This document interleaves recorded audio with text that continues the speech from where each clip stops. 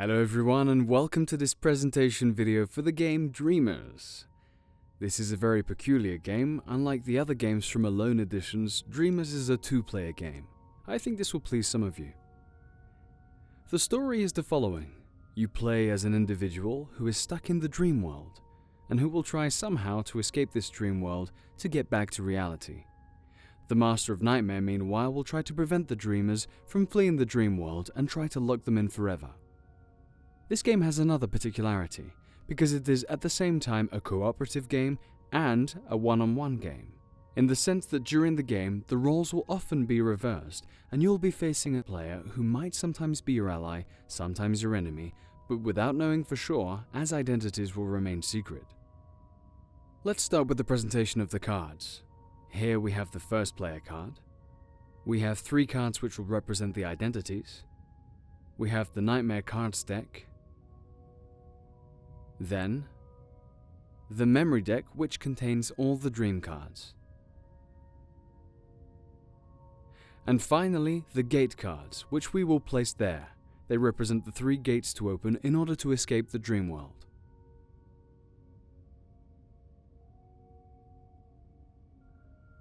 A game consists of 5 rounds. Within these rounds, there will be several turns. At the end of each round, we count the points. At the end of the 5 rounds, the player with the most points wins.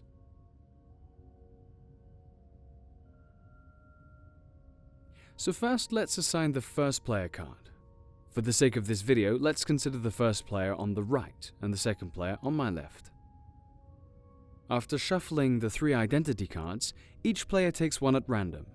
The last one is set aside face down. Both players look at their identity card without revealing it to the other player. If the 2 players have the identity of the dreamer, they will want to play the round in cooperation, unknowingly, and will have the same objective, which is to open the 3 gates to earn points. But that they won't know during the round, as the identities are secret. If one of the players has drawn the Master of Nightmares card, this player will therefore have the objectives of the Master of Nightmares, to prevent the other player from leaving the dream world, without being exposed. Let's assume that it was drawn as shown. We can now start the first turn. In one turn, there are several phases. The memory phase. This is a fairly simple phase. Both players draw dream cards in order to have a hand of 3 cards. Players should not show their hands, but for the sake of this presentation, we will show them all. The next phase is the Nightmare phase. We will reveal a Nightmare card and place it in the center of the table. What we can see is that the dream cards have a value on the left side of the card, and an effect on the right side that we will explain later. The Nightmare cards, however, only have one value displaying their value. Continuing with the turn, we then have a Dream Activation phase. Players will be able to play their cards. It will be up to the first player to start playing. The first player will play a card face down from their hand by announcing aloud one of the following 3 words: close, far, or medium. If, in their opinion, the value of their dream card is far from the Nightmare card, they will announce far. If it's close, they will announce close. If it's an intermediate level, rather in between, they will announce medium. Here, for instance, they could say medium. The second player will also play a card from their hand. They do not have to announce anything. The players flip their card and add both values to the dream cards. If the sum of the 2 dream cards is exactly equal to the value of the Nightmare card, a gate is opened. Otherwise, we will go to the next phase, the modification phase. The modification phase allows the first player, at first, to play a card from his hand, but this time taking into account the information on the right side of the card. These can be +1, +2, +3, -1, -2, -3, ×2, and so on. They can only play a modifier if the modified result would reach the exact value of the Nightmare card. They can associate their modifier card with either one of the 2 dream cards on the table, whether it's their own or that of the other player. If they do, the players open a gate. If they do not want to or cannot play a modifier, the first player will pass, and it's up to the second player to have this opportunity. They can also pass. If both players pass, proceed to the accusation phase. I will present the accusation phase in the next turn. Following the accusation phase, there is a handover phase. In this phase, all there is to do is to hand over the first player card to the second player for that player to become the first player. At this point, we can start a new turn. It is good to highlight that the players will keep their identity card face down until the end of the round. So let's start again. First, the memory phase. Players draw dream cards until they have 3 cards in their hands. Nightmare phase. A new nightmare card is revealed. This nightmare has a value of 8. Dream activation phase. The first player can play a card. Let's discard the old cards. Let's say they play this card, a 2, and announce far. The second player will probably play a card with a large value. The cards are revealed. 6 plus 2, 8. In this situation, the sum of the values of the dream cards is exactly equal to the value of the nightmare card. So we flip a gate card. Then we have the modifiers phase, which is unnecessary since the nightmare card's value has been reached and the nightmare vanquished. We therefore proceed to the accusation phase. In this phase, the first player may accuse, if they wish and if they can, the second player of being Master of Nightmares. In this situation, the first player is the Master of Nightmares, so it won't make sense. Finally, the handover phase. The second player collects the first player card and becomes the first player. We can now start a new turn. Let's discard the dream cards and nightmare card. Memory phase. Both draw dream cards. Nightmare phase. A nightmare card is revealed. Here the nightmare card has a value of 12. The first player plays a card from their hand, this one for example, a 10, and announces close. The second player also plays a card, a 5.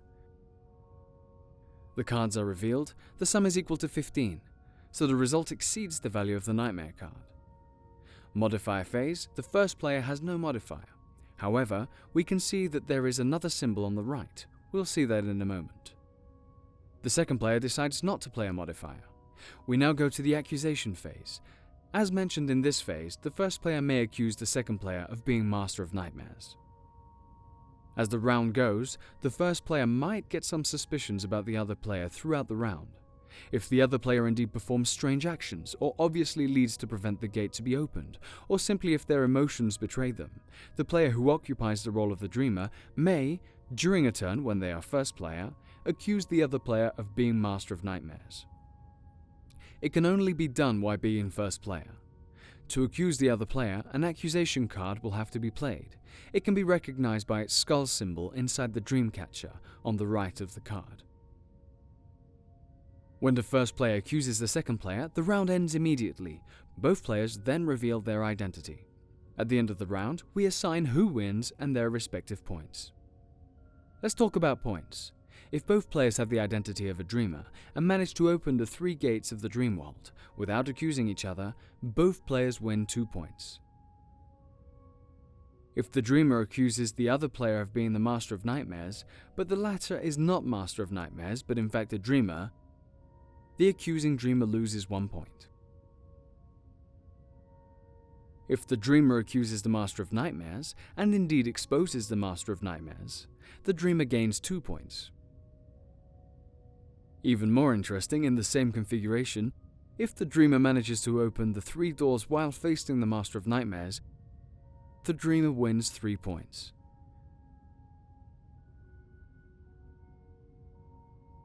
If the dreamers fail to open the 3 doors, the 2 players do not earn any points and do not lose any points, unless one of them was Master of Nightmares. In this case, the Master of Nightmares gains 2 points. There is a card in the box to remind you the scoring in each situation. You will see that after 2 or 3 games, it all becomes obvious. At the end of the 5 rounds, the player with the most points wins the game. In case of a tie, the players may play a 6th round. So, you understood, behind its very simple appearance, Dreamers will offer you a lot of tension, bluff, and suspense as your identities will keep on changing. On one hand, it will sometimes be necessary to cooperate with the other player, whether he is a dreamer or the Master of Nightmares. Although, do not get trapped, and on the other hand, the Master of Nightmares will have to pretend to be a dreamer for as long as possible without being accused.